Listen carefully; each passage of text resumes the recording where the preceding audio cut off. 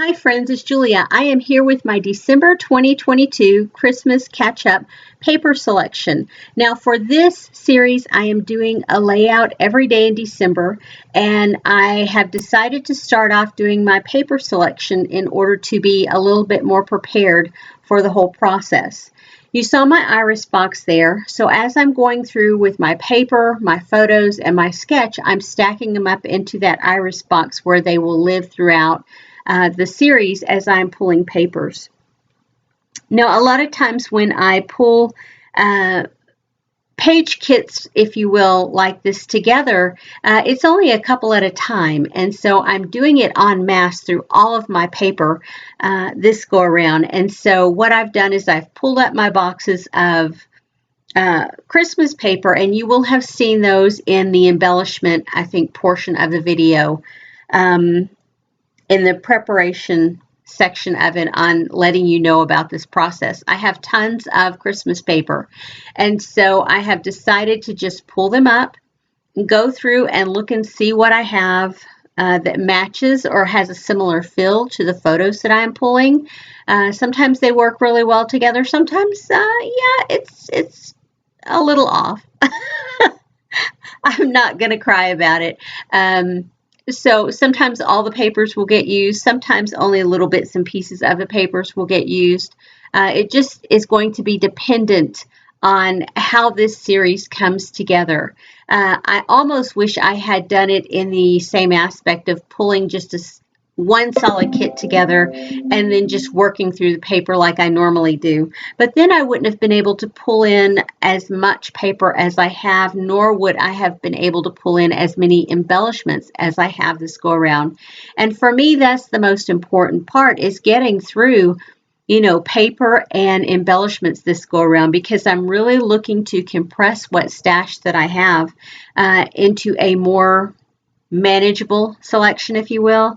I have decided to move where I kept my stash at in my closet into some more into a drawer system over by my desk, and in order to do that I have to use up a lot of the supplies, the embellishments, in order to make them fit. And then the paper I wanted to take from 3 boxes down to 2, which I by the time I finish all the paper selection, everything that is left over in the paper boxes fits well within 2, and I have in my second box, I think I actually have probably a good inch and a half worth of room in there to put paper back if I choose not to use it, or to hold the scraps, whatever's left over from this. I'm going to try and minimize my scraps the best I can. I may skip out on using all the paper that I have chosen to do a layout. As I was thinking through this, as I was pulling my papers together, I was thinking about, okay, if I'm cutting into every single sheet of this, I'm going to have so much left over. And in some aspects, that's okay, because I plan to do another series later on in 2023 of making Christmas cards. I'm not going to do them every couple of months like I've done them this year. So having scraps to work with will be okay. I won't mind having those to work with, but as far as doing layouts, it might be a little bit overwhelming to try and use every single sheet of paper that I have pulled in for each of the page kits that I'm putting together. Now, my page kits are not standard. I will put cut aparts. I will put pocket page cards, that come on the sheets. 12 on one sheet. I don't have any problems cutting those apart. I don't have any problems cutting border strips and that kind of thing apart. Or even if there's scraps with the stash that I have here, I don't mind pulling those in. And so you see, as I'm going through, I'm just randomly picking out paper pads that I have a ton of, like Echo Park. I have so much Echo Park for Christmas. I have tons of Recollections and Paper Studio. And so I am working on pulling those that I have the most of in, or ones that I have very little of left. I'm working on pulling those as well. And as I'm going through these paper stacks, I have pulled some of the border strips and pocket page cards and cut aparts and sticker sheets over to the side to put in with my embellishments, so I will have those to go through as well. And so this is one of those processes. It's just a tedious part of it. There's nothing spectacular about all of this, but it is fun because you are laying hands on every single paper that you pull and doing it this way.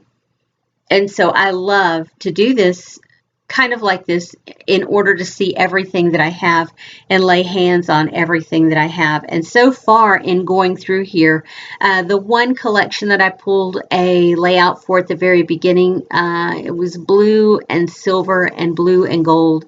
That's really, so far, that is the only collection that I have not been jiving with, and I would be okay if I got rid of more of that.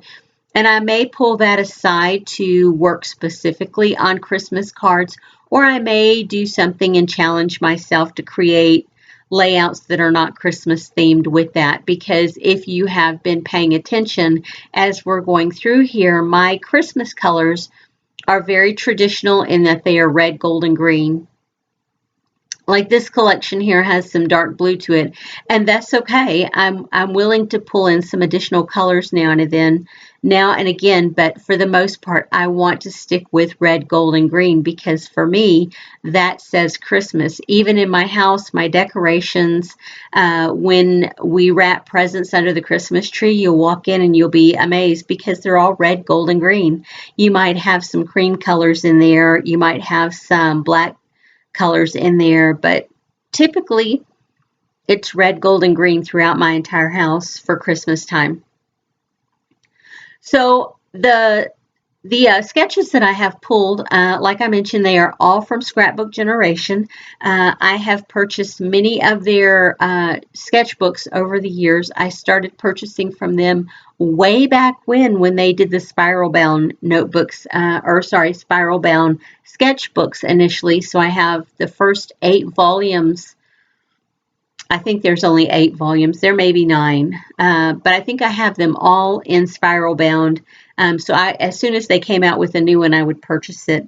And then over the years, whenever they have posted free sketches, I've downloaded them. Whenever they have posted or had big sales on sketchbooks, or when they post new sketchbooks, I tend to go over and buy them. National Scrapbook Day, they had a big sale one year, and I bought like 3 or 4 sketchbooks. Another time I bought 3 or 4, and I go over whenever I see a new one posted and purchase it. Like for the 6x6 class a couple of years ago, they had a whole series of sketches to go along with that. So they always have new content, and y'all, Allison Davis is my jam. I love her style. I love her layouts. And so anytime I can use one of her sketches and even mimic a portion of what she creates, I'm down with it.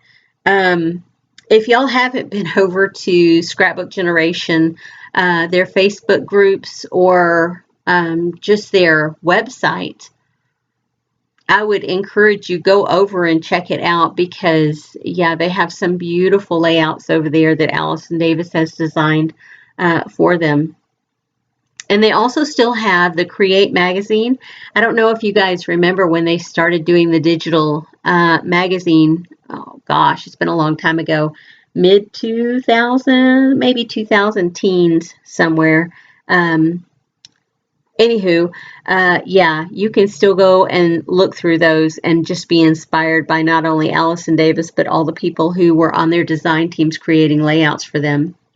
You will see that piece of paper. I am doing multiple years of Christmas layouts, and so I have 2015, 2016, and 2017 that I have pulled photos for, and then I have one postcard, I think, from 2013.